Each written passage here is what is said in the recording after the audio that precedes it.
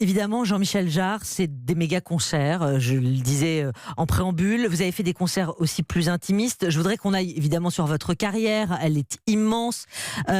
Vous avez cherché à chaque fois des lieux, des concepts, des... Je ne sais pas si c'était des stratégies ou c'était simplement des envies, mais vous avez cherché, vous avez toujours été finalement là où on ne vous attendait pas. C'est-à-dire que c'est une des raisons pour lesquelles, ça m'a beaucoup amusé de raconter ces concerts où chaque concert aurait pu faire l'objet d'un livre.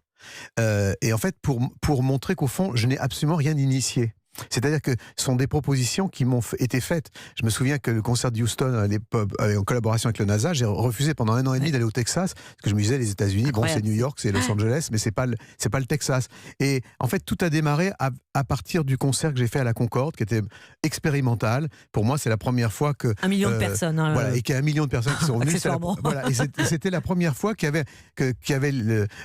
finalement, que j'ai initié l'idée de faire un concert en utilisant des techniques visuelles, de vidéo, de projection géante sur les immeubles, de lumière, etc. Et effectivement, comme vous le dites, 1 million de personnes sont venues, et j'ai mis 1 an à m'en remettre. D'autant plus, pour l'anecdote, que c'est la première fois que j'ai eu l'occasion de rencontrer Jacques Chirac, qui était le maire à cette époque-là, qui m'a annoncé qu'il y avait eu 7 accouchements pendant le concert. Et qu'apparemment, c'était une moyenne normale quand il y a 1 million de personnes quelque part. Et donc, j'en profite au micro. Ils ont 40 ans aujourd'hui. Je les salue, je les connais pas, mais j'espère qu'ils vont bien. Ça s'appelle peut-être tout Jean-Michel. Jean-Michel Jarre, 1 million de personnes. Quel effet ça fait à un artiste, 1 million de personnes? On remplit des stades, on remplit le Stade de France, on voit des artistes qui font comme ça vraiment des très grosses scènes, mais 1 million de personnes. Et puis vous êtes monté au-delà aussi, à la Défense en 90, devant 2,5 millions cette fois. Qu'est-ce que ça procure? C'est assez étrange, parce qu'on a l'impression d'ailleurs d'abord que les gens, à chaque fois, de se retourner pour savoir si les gens sont bienvenus pour vous.